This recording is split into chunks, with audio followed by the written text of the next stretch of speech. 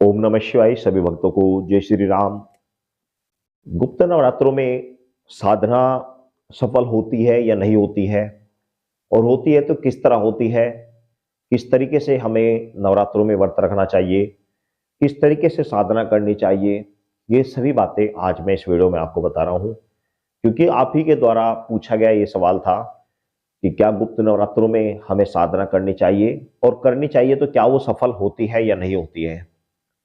तो भाई मैं आपको बता दूं, जो प्रत्यक्ष नवरात्र होते हैं उनमें माता के 9 रूपों की पूजा की जाती है। वे 9 रूप कौन से होते हैं? पहली शैलपुत्री, दूसरी ब्रह्मचारिणी, तीसरी चंद्रघंटा, चौथी कुष्मांडा, पांचवी स्कंदमाता, छठी कात्यायनी, सातवीं कालरात्रि, आठवीं महागौरी और 9वीं सिद्धिदात्री। इस प्रकार ये 9 दिन 9 नवरात्रों में 9 दिन माता के सौम्य रूप की पूजा की जाती है, माता के सात्विक रूप से पूजा की जाती है। लेकिन गुप्त नवरात्रों में माता के तामसिक सिद्धियां की जाती है।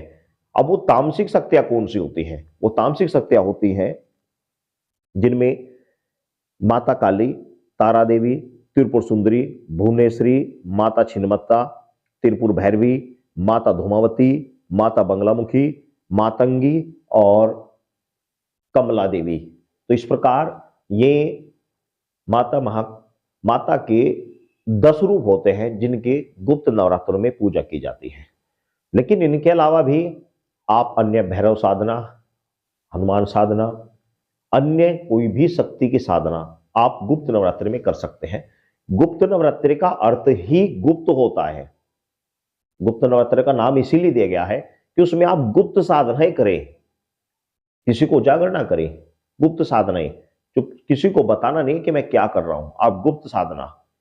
परिवार वालों को भी समझ में आए कि भाई ये नवरात्रि के व्रत रख रहा है, ठीक है, लेकिन आप क्या कर रहे हैं ये आपको पता होना चाहिए। बस गुप्त का मतलब ही यही होता है कि गुप्त तरीके से किसी को उजागर नहीं करना है कि मैं व्रत हूं, मैं ये कर रहा हूं, उजागर नहीं करना है आपको।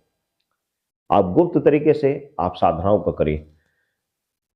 साधना शुरू होने से पहले, यानी गुप्त नवरात्रि शुरू होने से पहले आप अपने सेविंग या बाल वगैरह, नख वगैरह, नखिने की नखून वगैरह जो कुछ कटवाने हैं पहले कटवा ले।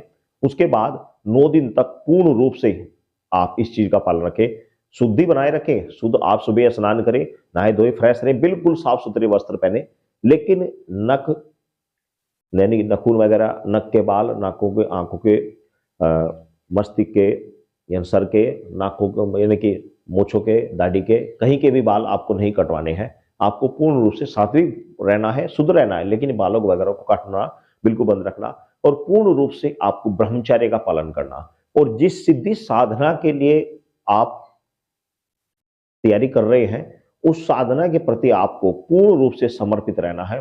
जिस भी साधना को करते हुए अब जिस शक्ति का आह्वान कर रहे हैं उस शक्ति के प्रति आपको पूर्ण रूप से जागरूक रहना, पूर्ण रूप से समर्पण रहना है। और पूर्ण से समर्पण रहकर आपको निरंतर पूरा दिन उसका ध्यान करना है।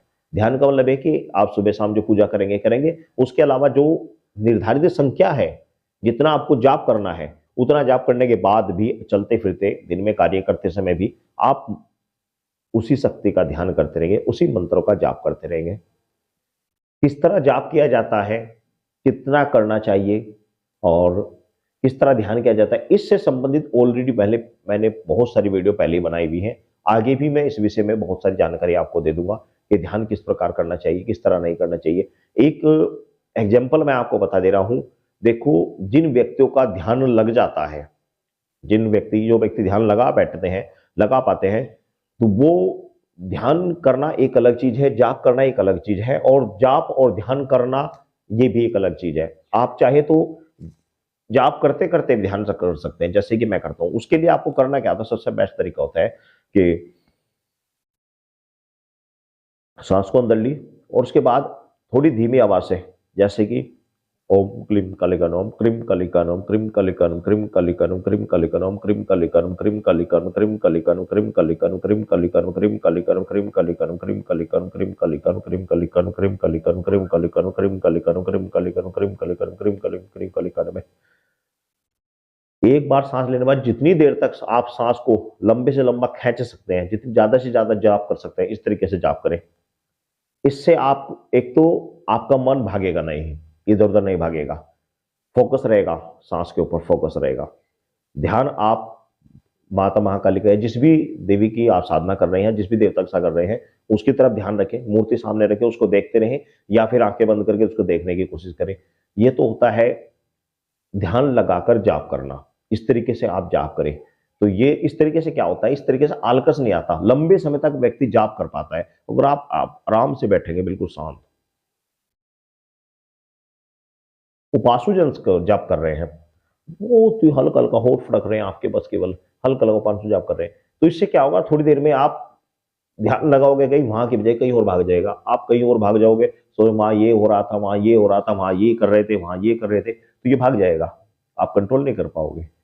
ये ऐसा तरीका है। ये स्टेज आ जाती है कुछ समय तक, जो व्यक्ति ध्यान कर पाते हैं, कुछ समय तक जो व्यक्ति पूजा करते हैं, बाद में वो आराम से बैठकर ध्यान लगा पाते हैं, लेकिन शुरुआती तौर में ऐसे ध्यान मुश्किल लगता है। शुरुआती तौर में जाप करके करें, जैसे मैंने आपको बताया था, लगातार सांस अंदर ले और जाप करते करते लंबा से ज्यादा खींचे, शुरुआती ऐसे करें, ये तरीका होता है। और ये तो होता है जाप का। अब आता है तीसरा, वो आता है उसमें क्या करना पड़ता है आपको, कि आपको ना मंत्र जपना है ना कुछ करना है, बस जिस चीज भी शक्ति का, जिस भी देवता का आप ध्यान कर रहे हैं उसको बोलते हैं मेडिटेशन ध्यान। इसके लिए आपको बिल्कुल शांत, बिल्कुल शांत मस्तिष्क के भरकुट के मध्य में उस चीज को देखने की कोशिश जिसको आप ध्यान करना चाहिए, जिसका मेडिटेशन करना चाह रहे हैं, बस उसी को देखते रहना, बस बिल्कुल शांत, आंखों में जोर नहीं देना है, बिल्कुल शांत भाव से बिल्कुल देखते रहना है बस उसको। ये बोलते हैं मेडिटेशन, ध्यान करना। ये ध्यान करना लगे, इसमें किसी मंत्र की, किसी चीज की जपने की आवश्यकता नहीं है, बस केवल देखते रहो, बस देखते रहो, जो कुछ दिख रहा है देखते रहो, बस निरंतर कोशिश रखें जिस चीज पर फोकस करना चाह रहे हैं उस चीज को देखते रहे। ये ध्यान का तरीका होता है। तो इस तरीके से ध्यान करके, इस तरीके से जाप करके सिद्धि शक्तियां प्राप्त की जाती हैं। तो आप 101% गुप्त नवरात्रों में सिद्धि प्राप्त कर सकते हैं। गुप्त नवरात्र में आप साधना करें, वेरी इंपॉर्टेंट समय होता है ये, इस समय में सिद्धि करने का अच्छा समय होता है। तो ऐसे अवसर को अपने हाथ से मत जाने दें, सिद्धि साधना के लिए अच्छा समय है, इसलिए साधना करें। सभी भक्तों को जय श्री राम।